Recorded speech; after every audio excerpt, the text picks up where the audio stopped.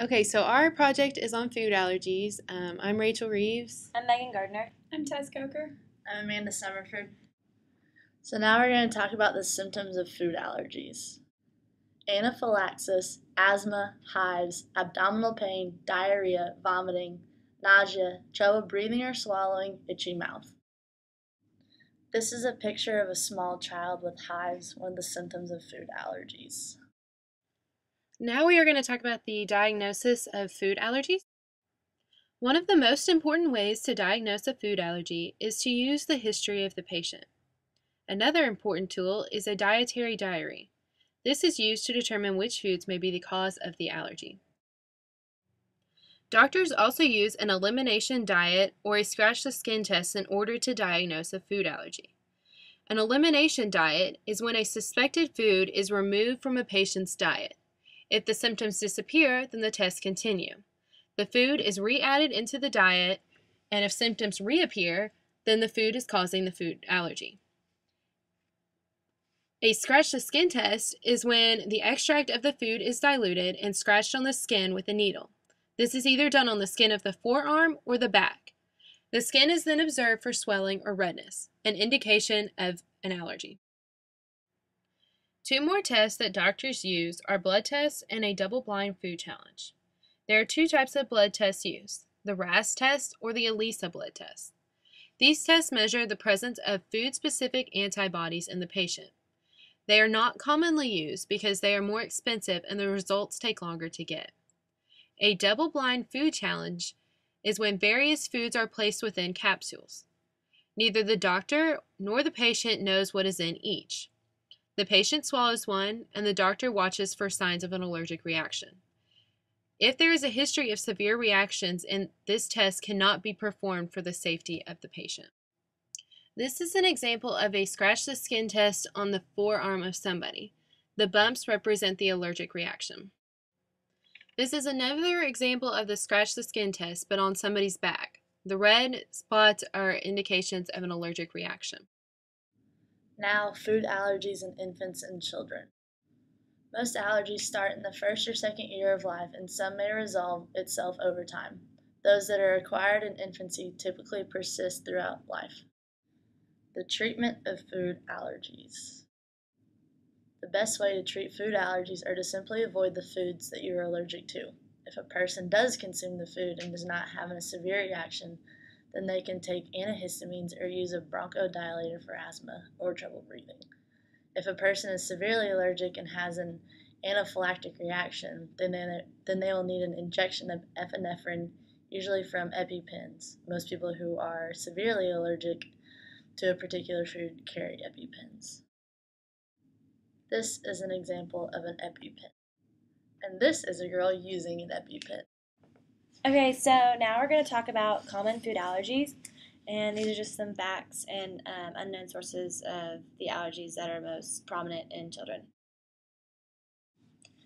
Okay, so this is a chart just basically explaining just some random facts about children. So in 2007, approximately 3 million children were diagnosed with a food allergy or digestive allergy. And then throughout the years, there have been 2,000, 4,000, and 9,000 children that have reported going to the hospital for their food allergies. And the number has been increasing, so that's obviously a concern. And then it says that 4.7% of children under the age of 5 have an allergy or digestive allergy. And then probably about 4 out of every 100 male and females children have food allergies. And then also it's more barely predominant in whites than any other race. Okay, so the 8 major food allergens are milk, eggs, fish, crustacean and shellfish, wheat, soybeans, plants, and tree nuts. So that's what we're going to be talking about in the next couple of slides. Okay, so for egg allergy, there's multiple sources of hidden products that have eggs in it. So some of those include foam or milk toppings on coffee drinks and bar drinks. Egg substitutes contain egg whites, cooked pastas, and then when they're making pretzels and they are going to be salt dipped, they are washed in an egg wash. And then the flu vaccine is also a source of eggs. Red Okay, so milk allergy is a really difficult allergy because it's one of the easiest ingredients to substitute in baking and cooking. And some of the unknown sources of milk is deli and meat slicers are frequently used for both meat and cheese products. So there's like a potential cross contamination. And then canned tuna fish contains casein, which is a milk protein. And then butter is put on steaks after they've been grilled. And goat cheese is not a safe alternative, but you can drink calcium lactate and cocoa butter and cream. Okay, so peanut allergy is definitely the most severe allergy, and its hidden sources include sauces, sweets, egg rolls, potato pancakes, pet foods, specialty pizzas, Asian and Mexican dishes, vegetarian food products, and glazes. And then also, if you're allergic to peanuts, ones probably should be tested for a tree nut allergy as well. And then ice cream parlors should be avoided because of cross contamination. And then this is considered a lifelong allergy, well, it used to be, but now a new study has been showed that 20% of diagnosed children will actually outgrow it. And then here is now a short video that kind of just shows some children talking about their dealing with their food allergy.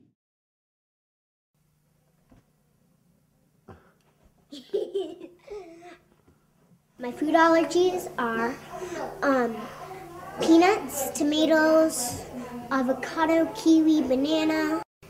Peanuts, eggs, shellfish, and strawberries. I'm allergic to shellfish and peanuts. I'm allergic to peanuts. Peanuts and tree nuts. To peanuts. To peanuts. To nuts and tree nuts and peanuts. To peanut butter. Milk, eggs, and peanuts. To strawberries. Peanuts. I'm allergic to peanuts. I don't want to be allergic to anything. I was at a restaurant in Pennsylvania, and the chef came out and said that there was no eggs or peanuts in the corn or mac and cheese, but there really was maybe cross contamination, and I got anaphylactic, so I had to have an EpiPen there. There's this pie that I ate. So at first it just tasted weird, but I thought, oh, it's not a problem, I just don't like it. And then at recess, I started vomiting.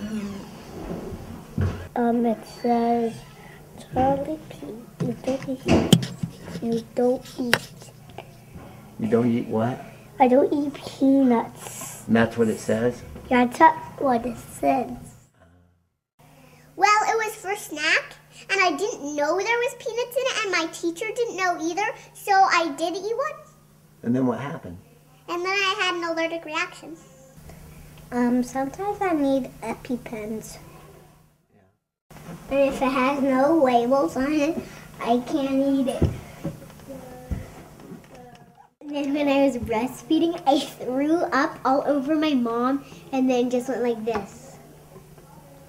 I was at my friend's house and there was like a peanut container and I thought it had peanuts in it because I had peanuts like all the time. And so I grabbed some and I put it in my mouth and then I started to get really itchy and then I threw up a lot. Then my mom called 911. I think that it's really hard watching other people eat things that you're allergic to. I didn't know I had allergies, so I just ate what I usually ate, and then I had a reaction. So my mom was driving me to Children's Hospital, but then my throat closed up and I started to stop breathing, so then we had to call an ambulance. I had big itchy bumps and it lasted for a week. Like when they use a pan for if they use peanut oil in it and then they don't clean it out or just rinse it with water, but they don't do a very good job of it, then they cook something for me in it, then I could have an allergic reaction. Hopefully people have an EpiPen. So, because if I don't take an EpiPen, then I'll die. So I need to have the EpiPen. We are having snack time and I ate it. So I went to the health room. They had EpiPen. Like the police and firemen came, and there are like 5 firemen and 2 police that came to our school. It really stinks because sometimes I don't even get to sit next to my friends at lunch. It makes me feel like that I'm like excluded from a game like that. Like, so there's a really fun game going on, like a race or a soccer game. And then somebody says, oh, you can't play in it because we already have enough people. It feels like that to me because you don't get to have what your friends are having. Next is the wheat allergy, which is primarily common in children, and this is actually usually outgrown. And sometimes it's confused with celiac disease, which is a digestive disorder that creates an adverse reaction to gluten, which will be talked about a little bit later. And this is a problem for baking because wheat's the nation's predominant grain product, but there's a list of alternate grains which include like barley and corn and oat and rice. And wheat can be found in ice cream, marinara, Play-Doh, potato chips, rice cakes, and turkey patties. And then it was originally thought that kamut and spelt were safe alternatives, but they're not. And then wheat flour is sometimes flavored and shaped to look like beef, pork, and shrimp, especially in Asian dishes, so one needs to be careful with that. The last allergy we're going to talk about is the fish allergy, and 7 million people are allergic to seafood, which includes fish, shellfish, salmon, tuna, and halibut. And then if one is allergic to like one type of fish, probably going to be allergic to all of them, so usually all the tests should be run. And it's a lifelong allergy, and approximately 40% of those with the fish allergy first experience an allergic reaction as an adult. And then some unexpected sources of fish are salad dressing, Worcestershire sauce, bouillabaisse, imitation fish or shellfish, meatloaf, and barbecue sauce. And then you should avoid seafood restaurants and Asian restaurants, fish sticks, and anchovies. Okay, so this is just a quick little food allergy pyramid, and it kind of lists the allergies from mild to severe. And the mild ones include poultry, meats, seafoods, tree nuts, spices, sugars, vegetables, and then moderate from grains to fruits, and then strong is eggs, beans, nightshades, peanuts, and wheat, and then the most severe are usually like cheese and milk and dairy products. One allergic disease is celiac disease. It's an allergy or intolerance to gluten, which is a protein found in wheat, barley, and rye. If a person with celiac disease consumes gluten, it often results in vomiting and/or diarrhea. It may lead to involuntary weight loss and anemia, and it's also often confused for inflammatory bowel disease. It can be diagnosed using a blood or a spit test and an intestinal biopsy. There's no treatment, but symptoms may be reduced or eliminated by avoiding food with gluten in it.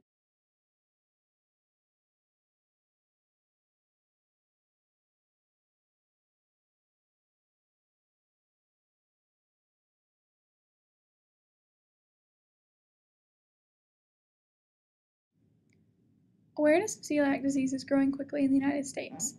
Many specialty stores, such as Whole Foods and other organic markets, are now offering gluten-free foods, and many restaurants are offering menus. Diagnoses of celiac disease are also increasing with this awareness. In conclusion, food allergies can be dangerous and even life-threatening. Those that suffer from them always have to be careful of what they eat and must always be prepared in case they are exposed. But with preventative measures and careful treatment, they can become manageable. Thank you for watching our presentation. We hope that you enjoyed it and have learned something new.